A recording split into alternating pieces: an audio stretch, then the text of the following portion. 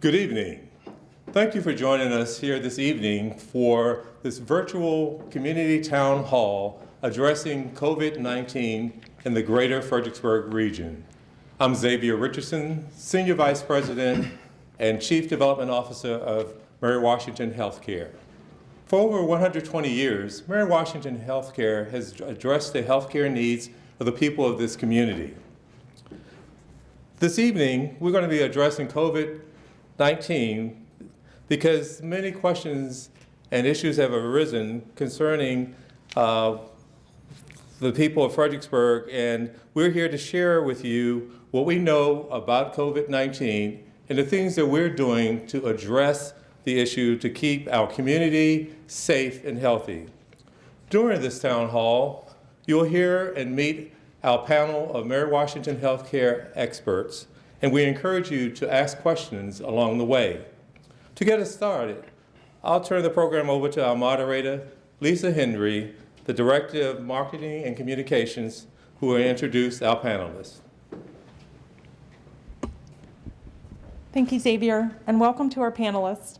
I'd like to introduce you to our President and CEO, Dr. Mike McDermott, our Chief Medical Officer and Chief Operating Officer, Dr. Christopher Newman, and our Chief Nursing Officer, Eileen Doman. I would like to ask Dr. McDermott to start us off this evening. Dr. McDermott.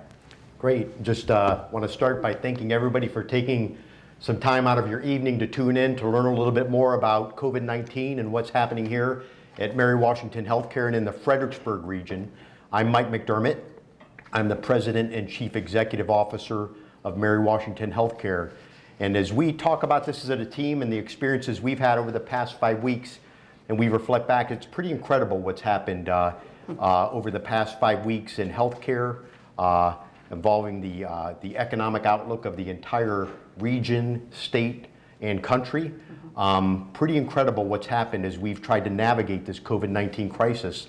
And we wanted to bring you up to speed with what's happening here at Mary Washington Healthcare and what we're seeing in our community. I do need to start, though, with a message of thank you and with a message of gratitude to our community for your tremendous outreach and help that you have offered us here at Mary Washington Healthcare as we've gone through this COVID-19 crisis. Last time we had our town hall, we issued a 5,000 mask challenge asking members of our community, please make homemade masks and deliver them to us here at Mary Washington Healthcare so we could use them with our non-clinical personnel to help control potential spread of the COVID-19 virus. And at that point in time, I think we had hundreds of masks that the community had made, but we issued a 5,000 mask challenge, and wow, did our community ever respond. Currently, we have over 7,000 masks that members of our Fredericksburg community have made and donated to us at Mary Washington Healthcare. We are very grateful for all that hard work, and we are putting all those masks to work here in our healthcare facility. A special shout out to Life Point Church. Life Point Church really took this challenge head on, and they've delivered a significant majority of those masks to us here at Mary Washington Healthcare. Thank you all for your hard efforts. I'd also like to have a special message of thanks to S-Power Corporation, who's doing the solar power facility installation in Spotsylvania County. They have reached out with a donation today of $200,000 to Mary Washington Healthcare to help us obtain personal protective equipment, to help protect all of our associates and patients as we navigate this COVID-19 crisis and other expenses that we have going through this crisis. So a big thank you to S-Power for their support of Mary Washington Healthcare and the entire Fredericksburg community as we go through this COVID-19 crisis.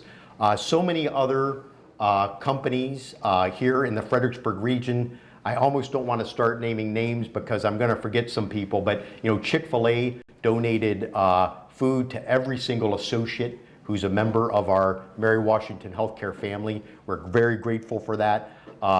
Harbor Freight made a significant donation of equipment to our facility, and we are very grateful for them. Little Tire, so many others have done so many great things to help support us as we navigate this challenge. So thank you. If anybody wants to go to our Mary Washington Healthcare website, MWHC.com, if you click on the COVID-19 banner, there's a list of items, other items that we still need here to help us as we help navigate the COVID-19 crisis. So appreciate everybody's engagement. We're all in this together, and so thank you for everything that you've done. Thank you, Mike. Eileen, I'd like to ask you to give your opening remarks. Sure, and thanks, Lisa. As Mike said, part of our theme for tonight is gratitude. Well, I can't express enough thanks to all of our associates here at Mary Washington Healthcare, and I mean all of our associates. When we think about the COVID crisis, we're certainly focused on our nurses and physicians. So many clinicians that are part of the care, the very complex care for these patients. But it's also people like our environmental services. I was struck the other day, I happened to meet one of our EVS associates coming off one of the cohort units where we have our COVID patients, and he looked a little weary. And so I asked him, and he said, I'm doing the best I can. I'm doing the best I can. I'm going to keep everything so clean because I don't want anybody getting sick here. And that was pretty much a pervasive theme. Or the very first weekend when we had our very first COVID patients up on one of our units, 2 nurses stepped up and said, we're working this weekend. One of them was working day shift, the other one was working night shift, and they said, we're going to take care of the COVID patients because we're going to really perfect the processes, we're going to make sure that we do everything right, and then we're going to teach our peers how to do this best. And just story after story of people that have stepped up, our associates, to say, put me in, coach, let me help, let me do something. And even outside of our clinicians, to have folks from our accounting department, our revenue cycle, or HR, sending kudos and well wishes to the associates that are providing care to these patients. It's just, there's so many examples how the whole organization has come together to take care of these patients and to help take care of their colleagues that are taking care of these patients. So thank you, a huge thank you to every one of our Mary Washington Healthcare associates. Thank you, Eileen. Dr. Newman? Yeah, continuing on the theme of gratitude, I just want to offer my gratitude for our medical staff here at Mary Washington, who have been engaged from the very beginning, helping us plan and prepare as we face this great challenge and this crisis here locally in our community. Their efforts, though, have been inspirational and at times heroic. Just some of the shout outs that I can do, our emergency medicine group, they were able to obtain 10,095 masks, which are critical to protect our staff who are caring for coronavirus patients, and they donated them to the medical system so that we would be able to have them to take care of patients here. Our intensivists, our hospitalists have been working tirelessly around the clock caring for very, very sick patients as they're here in the hospital. When it looked like the number of patients in our ICU was getting to a critical level, our anesthesia colleagues, our cardiology physicians, offered to step up and help manage those patients. We've had many docs in our community offer to come in and help, even those that aren't even employed by the health system. Our gastroenterologists and many, many others have been continuously offering to chip in any way they can. And just one story of the innovative ways about how we are looking to care for patients in a safe manner. Dr. Sherwood, one of our thoracic surgeons, did lung surgery on one of our patients, Mr. Johnston. And in his weakened state, he was concerned about coming back for a post-operative check. So Dr. Sherwood's physician assistant came down to see Mr. Johnson and do his post-operative check outside of the facility in his car so that he would feel safe in his weakened state. So that's just one example of many, many ways how our docs are stepping up to serve our patients in our community. Thank you, Dr. Newman. For our panelists, there has been a lot of interest over the last couple of weeks of how we're doing. What is our data? What does Virginia look like? What does Mary Washington look like?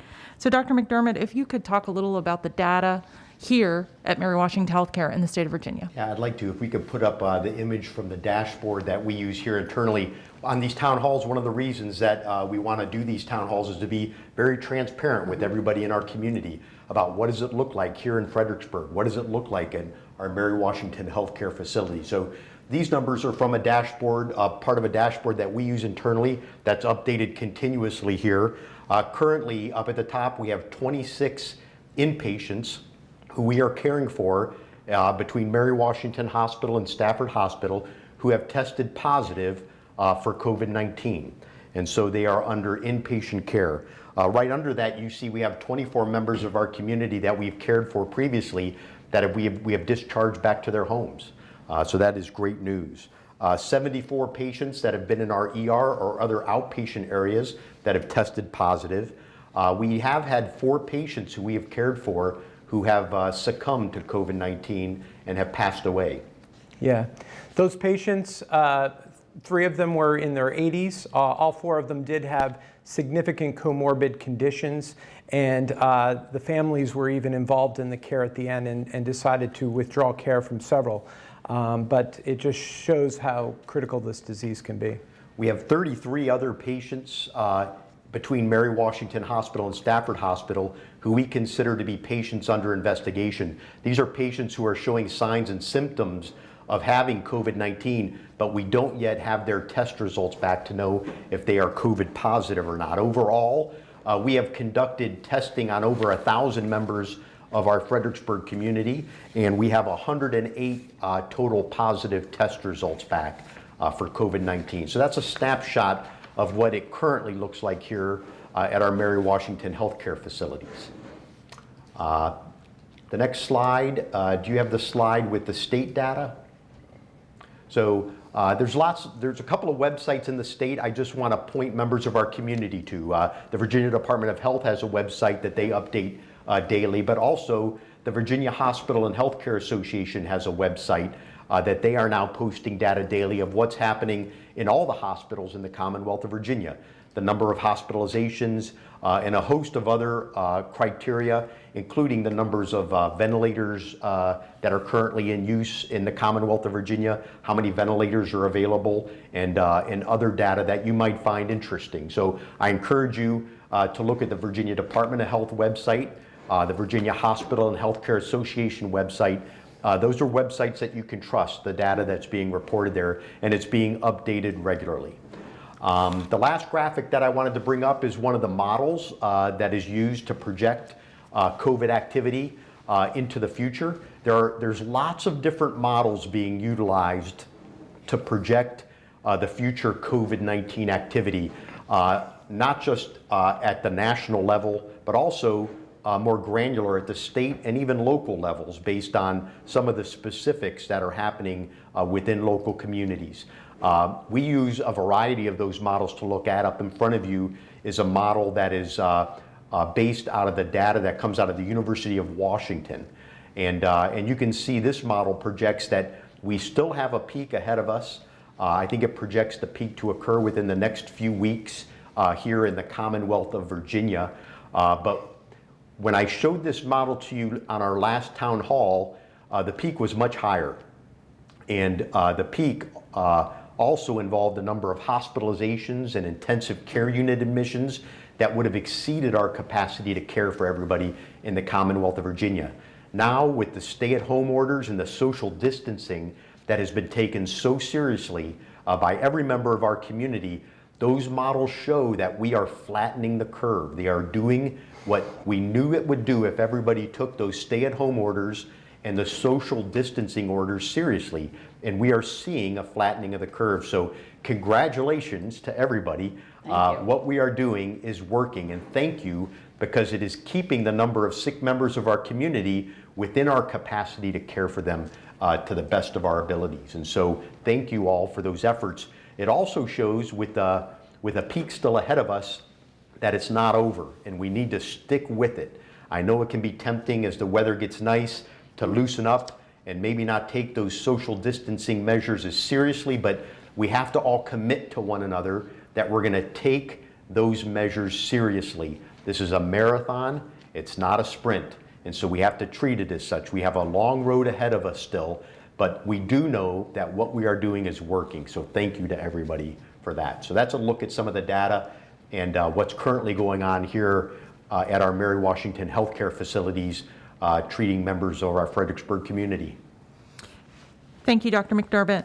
Dr. Newman, other questions that have come in earlier this week are a lot of questions people are asking on how are we treating our COVID-19 patients? Are we using the leading edge science here in Fredericksburg, Virginia? Yeah.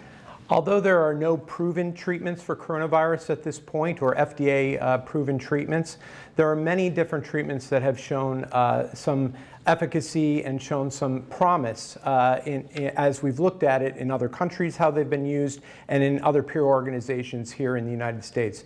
We are continuously looking at the latest evidence on what the best practices are to treat our patients as they struggle with coronavirus. Some of those techniques that we're deploying here include the antiviral drug, which is being used as a study drug, remdesivir. So we are using that. We've been using hydroxychloroquine.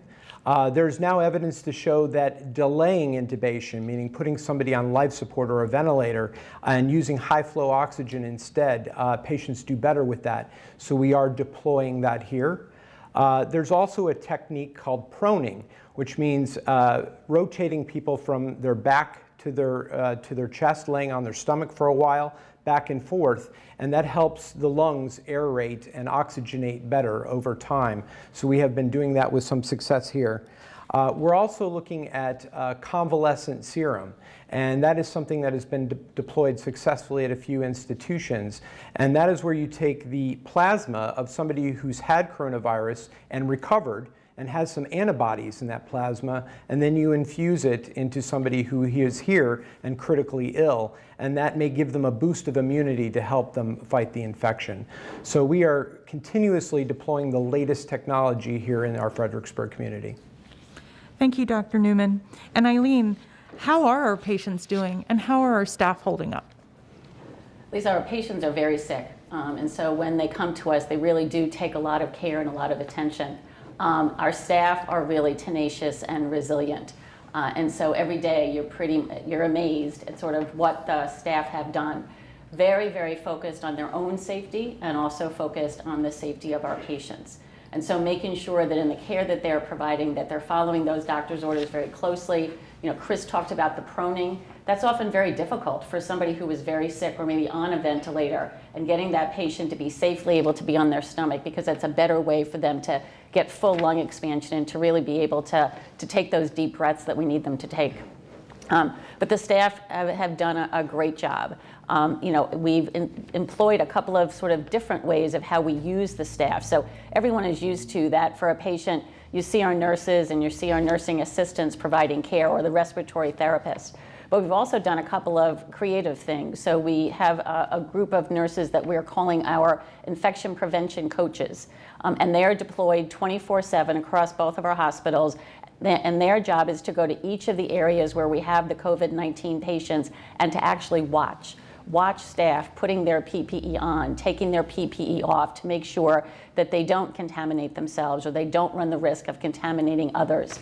Up at Stafford, they've even donned they've coined their own term for that person. They've called it a dofficer, because when we talk about putting on PPE or taking it off, to put it on, you don; to take it off, you doff.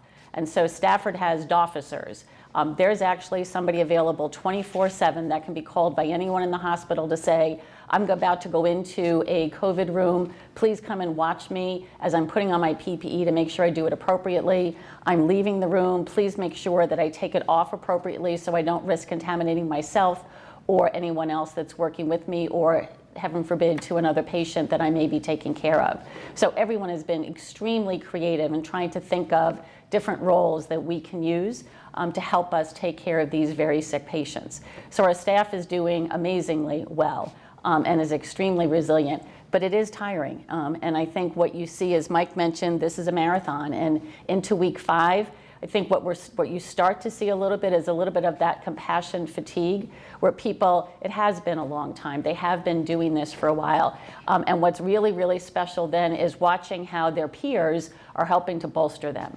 So staff on other units are sending lunch to a cohort unit to say thank you, or hey, hang in there. If you walk around our buildings, you'll see lots of hearts on the windows. For one of our associates that's sick, there's a window that's dedicated to, that has hearts with notes for her to get better quickly. And so really relying on their peers and their colleagues to help bolster them is really important and has been really helpful. We've taken staff lounges. So for each of our cohort units where we have COVID patients, we've created a bigger space where staff that are on the unit can have a place where they can take a break and they can really step away from the care that they're providing. And I was in one of those new areas last week that had just opened up, and the room was filled, as a surprise, with messages from their sister colleagues, their other nurses on the other units around them, welcoming them to their new space and hoping that they could enjoy it as a healthy, restful place, that they could be able to take a break. Today, we had a huge highlight, and you look for great things to celebrate. Well, we happened to have 2 of our COVID positive patients get discharged. One of them was someone who had been intubated in the ICU, and they were discharged. And so the buzz was in the building that one was getting discharged at 2:30 and one was getting discharged at 3. Well, we've been social distancing in the hospital, so nobody's hanging out anywhere. But the atrium was full, probably at least 100 plus people, mostly socially distancing, but everyone wearing masks because they wanted to be there to be able to say goodbye to these 2 very special patients. And so with great anticipation, we waited for the elevator doors to open to get the high sign that this was the patient that was coming. It happened to be during a time when we have a lot of patients being discharged. So there were actually a couple of patients that got applauded as they left, kind of wondering what was going on. A mom with a new baby got celebrated as she left. But for those 2 former COVID patients, they were crying, and I would say there weren't too many dry eyes in the atrium because just the celebration of, there was a time for each of those patients that they weren't sure that there would be a day that they would leave the hospital, and today they have. And so that is hugely uplifting to our staff. So it's hard, it's tiring, this is a long haul, but I'm just amazed at the resilience of our staff and how much they reach out to help each other. Thank you, Eileen. We're going to go ahead and jump into some question and answer now. So I'd like to start with you, Dr. Newman. We're getting a lot of questions on testing. You know, we're seeing new cases still, even if we're flattening the curve. So should people still be seeking care and getting tests? And where would they do that? Yeah, so a week ago, testing was very limited, and it took a very long time to get results back. So we were limiting the testing to hospitalized patients and perhaps some healthcare providers. Now, in the last several days, testing has become more widely available in our region. And we have multiple labs that we're able to send tests to, and the turnaround time to get results is anywhere from 24 to 72 hours now, so much better. And in fact, we even have some capability to do some testing internally for some of our hospitalized patients where we can get a 45-minute turnaround time. And you know, a shout out to Senator Mark Warner and Representative Whitman, who really were instrumental in us being able to get that testing capability here locally at Mary Washington. So great thanks to them. So now with this more availability of testing, we are now moving to testing patients who are outpatients and may not have disease that's serious enough to make them come to the hospital, but they still want to be able to be tested. We have 3 locations where folks can get tested, including here at Fredericksburg on Charles Street, our King George Urgent Care, and that at Stafford Hospital. You do need an order from your primary care physician in order to get tested. And if you do not have a primary care physician, we have same-day availability through one of our Mary Washington Medical Group primary care physicians who can see you even virtually through a telehealth visit and give you an order and assess you for a test. And then you're scheduled for the test. So it's not drive up on demand, but you can be scheduled for your test. It only takes a matter of minutes, and it is a drive-through testing site. So we're really encouraging people at this point to get tested. We're able to test well over 100 patients a day through these sites, so we do have the ability to do that. And we want to make sure that our first responders, local healthcare providers not associated with Mary Washington, it's critical that they get tested as well. And speaking of tested, we did have one question online about the availability of antibody testing for those who may believe they've already been exposed. When would that become available? So we've ordered that technology here at Mary Washington, and we hope to have that very soon. It's unclear how to use that technology, and there's been a lot in the news recently about how we should be using these antibody tests. It is not the best to test somebody to see if you're acutely ill, if you actually have coronavirus at this point. We feel that it'll be much more important as a surveillance technique to see if you've had exposure to coronavirus in the past, and that you may have immunity to it potentially. So many people are asymptomatic, we're finding, that have never had symptoms of coronavirus and have been infected. There are others that may have had mild symptoms and they aren't sure. So these antibody tests may be deployed more broadly, and we'll be able to see who may have immunity and who's been exposed. And it may, even for healthcare providers, allow us to know who's safer to involve in the care of coronavirus patients and who maybe we deploy to other areas. Thank you, Dr. Newman. Eileen, could you speak to exposure of staff and those tested positive here at Mary Washington Healthcare? Yeah, we have had some of our staff that have been exposed, and so between our nursing staff and our physicians, at this point about 13 of them have tested positive for COVID. Most of them have had mild or no symptoms. There are a couple that have been more seriously impacted by the disease. And I will say that what the message that drives home for all of us is to keep the huge diligence on focusing on the appropriate use of PPE and keeping everyone protected.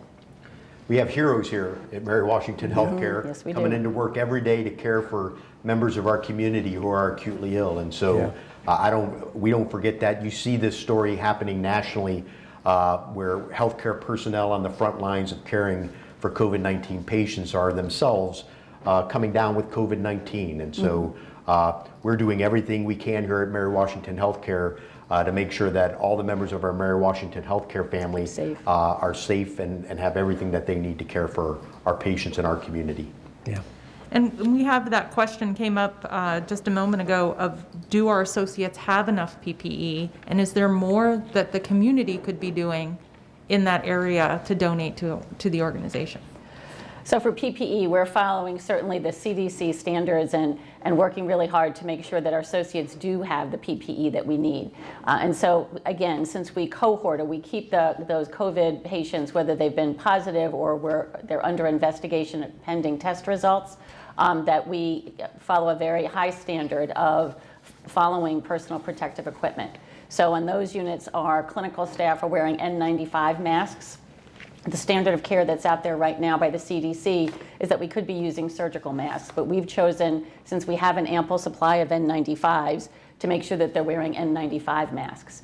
They're wearing gowns, they're wearing gloves, they're wearing goggles, they're wearing face shields. And so we've been extremely fortunate through lots of avenues of getting many things that are donated.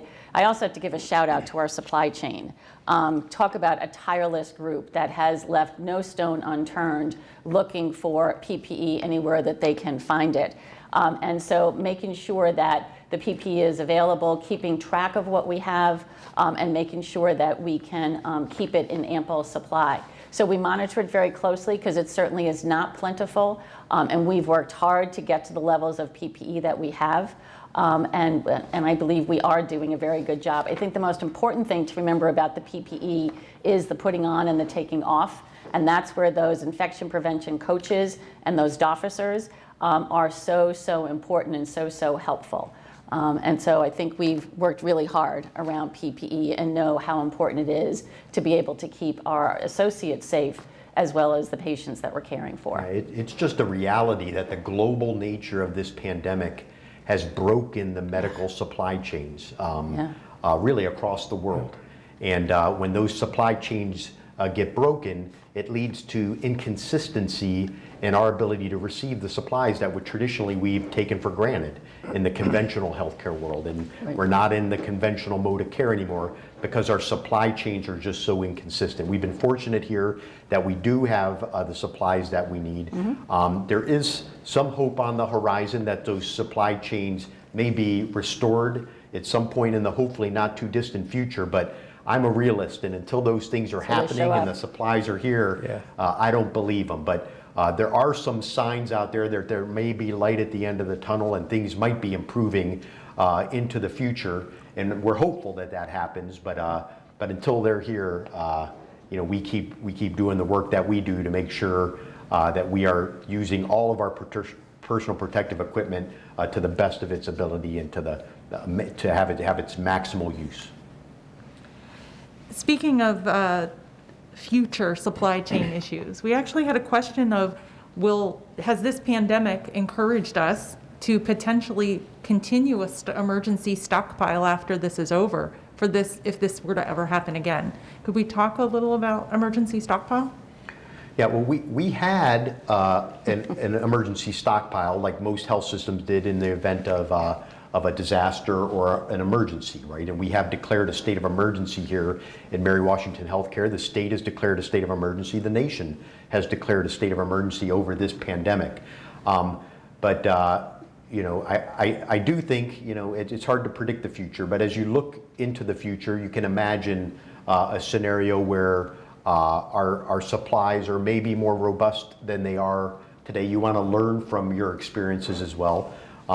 Creating, you know, first in, first out sort of supply chains to allow you to rotate through a greater stock are things that I think we would all consider in the future. Well, and what's also true is this is so different from any other kind of emergency that we've prepared for as having supplies. When we've done this before, it's been, well, there's going to be a hurricane, or there's a major snowstorm, or even 9/11 for that matter. It was an event. It happened. You needed a lot of PPE, but they were isolated to a certain geography. When before had we ever even imagined that there would be something that would be a worldwide pandemic? So it isn't just us looking for a PPE, it's the whole world looking for a PPE. And so to plan for that in the future, do I think we'll look at things differently going forward? Sure. But I don't think in our wildest dreams you would have imagined this. Yes. We're there with the rest of the world. Yes, Yeah. we're in good company. Yeah. Let's talk a little bit about flattening the curve. You mentioned it earlier in your conversation, Dr. McDermott. We had a couple of questions that speak to this. One of which was, why do we keep pushing the peak date back or moving it around? What is behind that? And even questions like, is wearing masks in public actually helpful? And is that helping flatten the curve when they do have to go out of their home? Could you speak to that? So in regards to flattening the curve and pushing the peak outward, which is one of the effects of flattening the curve, is by flattening the curve and pushing the peak more distantly into the future, it keeps those patients that require highly acute care, like being hospitalized or maybe an intensive care unit bed or maybe even a ventilator. It keeps the amount of those patients that require it at any time within our ability to handle those patients. And I think you can see some of those areas where the curve has not been flattened and they have a very, very steep curve, an up and down kind of hill on those models.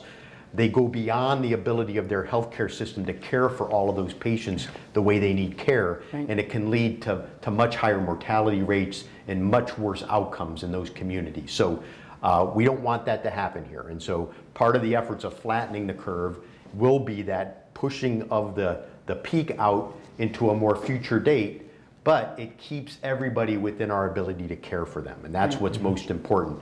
In regards to wearing masks in public, which I do encourage everybody to wear a mask when they're out in public, most of the thought behind that is not necessarily to protect you from obtaining coronavirus, but if you happen to be infected with the COVID-19 disease and you go out, there may be a period of time where you're not symptomatic, but you might be shedding the virus into the community. And by wearing a mask, if you're in those periods of time where you're not yet showing symptoms, by wearing a mask, you can decrease the amount of droplets that you spread into the community and maybe keep others from catching the disease from you. I think that is the most important factor in everybody wearing a mask. It's really a message of showing that you care for others. By wearing the mask and donning the mask, you're showing others that you care about them. Because if you might be in that period where you have COVID-19, You're not yet showing symptoms, but you're shedding droplets. By wearing that mask, you're showing others that you care for them. You wouldn't want them to become infected from you. And I think that's the most important message. I encourage everybody to wear a mask when they're out in public currently. Thank you. I'm going to ask 2 more questions about public health and how people can support us, and then we're going to transition to some other questions. The first one is, if somebody is positive but asymptomatic, do we even know how long they're contagious or anything else about the virus at this point? I think the honest answer to that is that if they're totally asymptomatic through the course of disease, we don't know that. I think people, if you catch it and you're totally asymptomatic, I think we believe that there is a period of time that you are contagious and are probably spreading that throughout the community, and you are unaware. If that's similar to the patients who come down with symptoms, we think that period of time is measured probably in about a week or less than a week period of time when you are contagious to others. And it typically happens on average about 5 days after you're exposed to the virus. That's the typical onset of symptoms, and that period maybe right before the onset of symptoms is when they're saying you might be maximally contagious. Yeah, that's right. And one more question that's directed to you, Dr. McDermott. A retired family physician without a current license and over 70 is asking, how great is the need for our retired providers to get back into the Virginia Medical Reserve Corps? But there has been a call by the governor of Virginia to increase the number of healthcare personnel available in our Medical Reserve Corps. And so, we're hopeful that we don't need to draw on that. If we continue with our efforts to flatten the curve and we keep up with everything that we're doing now, hopefully we won't need to draw on that Reserve Corps. But having it available in case there is a need for it, I think is important. So if members of our healthcare community want to rise to that challenge and register with the Medical Reserve Corps, I would encourage them to do it. It would only be utilized in a time of great need. Yeah. Thank you. We've had a few questions about what's happening in the hospital. For one, is the hospital full?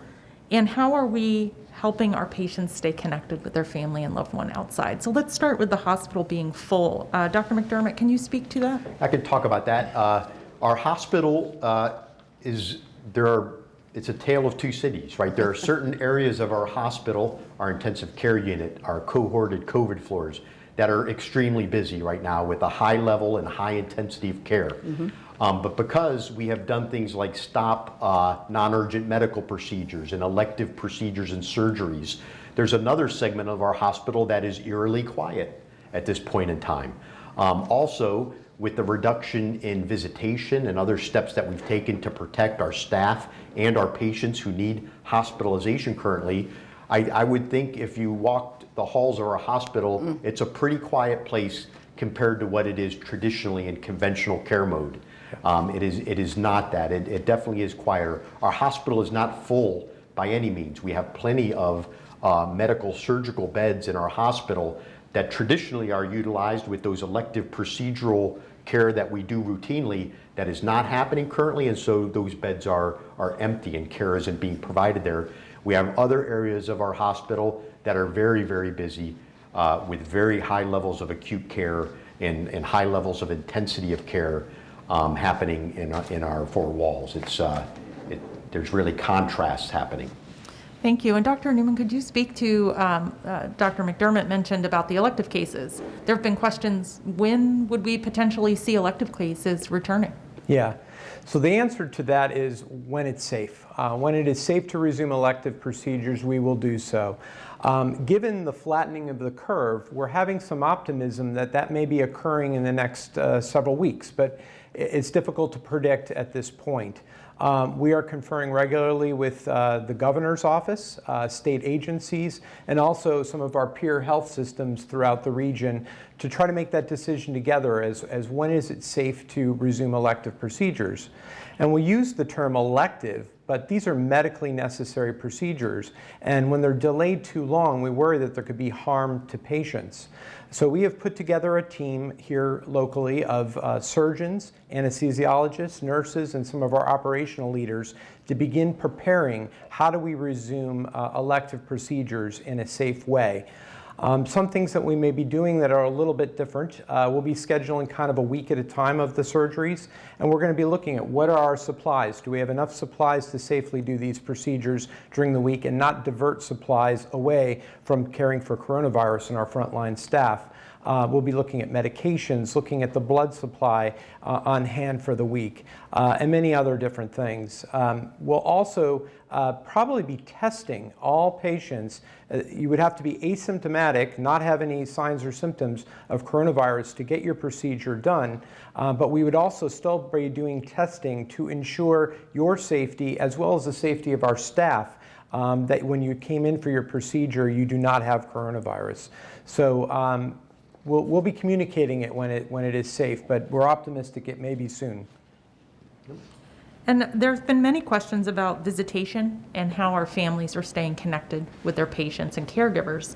So if we could start with visitation, do we anticipate allowing visitors back into the hospital? And then follow that up with how are we keeping our patients connected to their families? Well, and then I would say it's such a strange thing to not have visitors in the hospital. It really is a significant change. And so for families that aren't able to be with their loved ones that are in the hospital, it's very difficult, and it's very difficult for us as well. And so on each of our units, the nurses are working and physicians are working very hard to make sure that patients can stay connected to their families. And so doing a number of different things. So on some of our units, we're making sure that nurses are calling families at certain times of the day to provide regular updates each day. We're also looking at technology. How can technology help us? And so there's a new video platform that we're using that patients can use the iPad that's in their room, and they can actually video communicate with their loved ones. And so making that available to patients. Really looking for whatever opportunities we can to help patients stay connected to their loved ones. Just to hear that familiar voice, to see that face can make such a difference. We also have lots of family members that are bringing things in to patients. So bringing in their laptop, their iPad, their devices, their phones, their hearing aids are really, really important. Or bringing in that familiar sweatshirt or something that just makes the patient feel more comfortable. And so we're encouraging that. Now, what that means for that family member is coming to the front door, meeting with our great security force, and then having somebody from the unit come down and bring that item back up to the patient. So it really is very, very difficult. And I think that's for nurses and physicians, we're used to dealing with families all the time. To not have them really does feel like there's something missing in the building. And so I think all of our caregivers are working really hard to try to make sure that we keep patients connected to their loved ones. Thank you, Eileen. How else do you think the community could help Mary Washington Healthcare and our providers? Well, you know, we started by talking about our feelings of gratitude. In so many ways, I'm not sure that what else could they do? They've done so much, but I will tell you about some of the little things that do make a big difference. And so for people in our community that have put up signs around the campus, and I can't tell you what it meant that driving into work, into our parking garage, and to have sign after sign after sign that said things like "Heroes work here" or "Thank you," it makes you feel good. The hearts on windows around the community. I live in a community that has adopted the white ribbons on the mailbox. And I'll tell you, I live at the end of a street, and every morning as I pull out my street and I see those white ribbons, it is heartwarming, and it does make you feel like, yeah, you know, we can do this, this is important, this is what we do for our community. So those little things that community members can do for healthcare workers, for members of our team that are here, those, you have no idea how special those small actions are and how much they mean. We also have implemented something new called an innovation team. We've got lots of very creative people in our community that have come up with lots of different ideas about how they could help us with PPE or other sorts of items. And so we've just started our innovation team this week. We're going to have information on our website that if people have ideas about things that they think that they could create, then there'll be a form that people can submit and a process that we'll go through. So just today, we were testing and looking at 2 different options we have a number of our N95 masks that have been with us for a little while, and the elastic bands on them are snapping.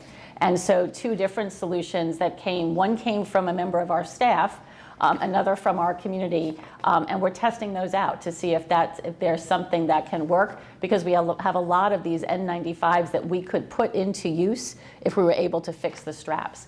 And so again, thinking about those innovative ideas that people in our community may have, we want to make sure that we look at those and see if any of those are things that we can incorporate into our planning going forward.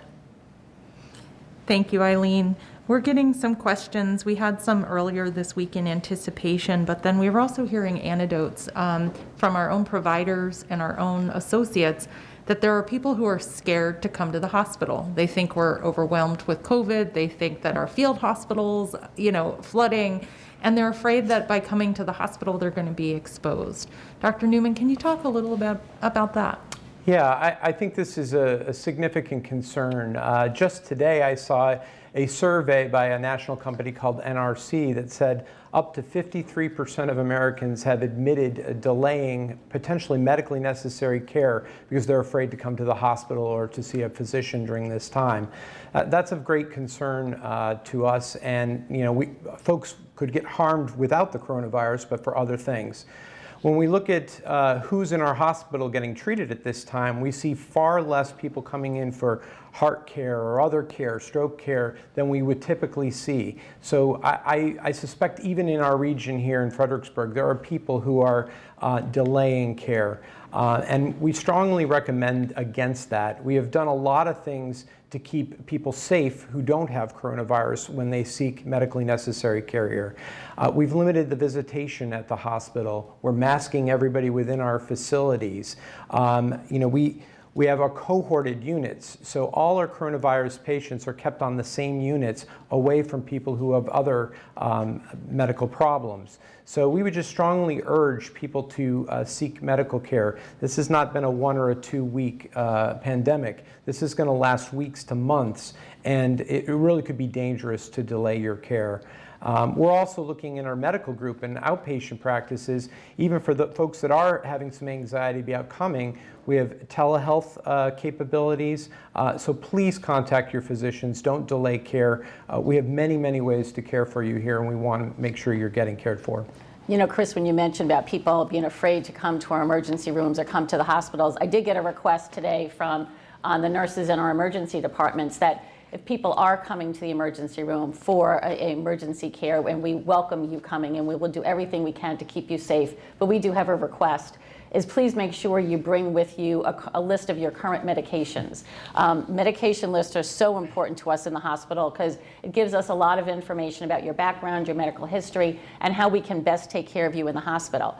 In normal times, we rely on family members to bring in that list. So someone may come to the hospital and then the family brings the medication list the next day. Well, we don't have the family member able to visit. So if you're somebody that needs to come to our emergency departments, please do, but bring that current medication list with you so we can do the very best job of taking care of you. Yeah, and one other thing, in normal times, we're hyper vigilant about keeping our hospitals and facilities clean, but we've just increased our vigilance on keeping our facilities clean, and our EVS teams have been working tirelessly around the clock. Another group to give a shout out to really keep us all safe. So really a lot of efforts around cleaning our facilities as well. Thank you to our panelists. On the note of gratitude this evening, I will say that the overwhelming comments coming in on our live feed tonight is of gratitude to all of our staff, to all of you, and for everybody who's helping keep our community safe. We're wrapping up tonight's event, so I'd like to give each of you just a couple of minutes if you have any advice or offers of gratitude or any other stories you want to share tonight. I'd like for you to go ahead. And so, Dr. Newman, if you have any particular gratitude that you'd like to share, we welcome that. I would just like to say, a lot of us are focused on the negatives during this time. There's a lot of fear about maybe our own economic situations, losing jobs, about getting sick. We're scared about our loved ones getting sick. But there's a lot of positives, and my gratitude, I'm just amazed at how everyone in this community has come together. Within the walls of the hospital, how physicians and nurses and staff members are working together as a team in ways that I've never seen before, and it's just truly inspiring how our community and our staff have all come together in a common foe being a virus, and that just gives me great inspiration. Yeah, I would echo what Chris said as far as just huge thanks to our associates, to our medical staff, and to our community. None of us could have imagined being in a situation like this. And at this point, it's hard not to know someone that hasn't been infected. And I think that's the big change that we've seen over the last week or so. Is prior to that, there was a small number of patients that we would see in the hospital. But now we encounter our associates that they themselves have family members, or they have neighbors, or they have friends who have been impacted by the virus or impacted by the economic impact. Yeah. And so I would just ask that everyone be thoughtful about, you really have no idea what the person that you're talking to is really dealing with. And so for all of us to keep working really hard together to take care of our community. It's our privilege to be your healthcare provider here, but we're also part of this is our community too. And I think the more that we can take care of each other and take care of our community, that's how we're going to get through this. And so it is by working together and being together and being here for each other. Now, I guess I'll just end by saying that I am just struck by the care and compassion that I see throughout our Fredericksburg community. Everybody coming together.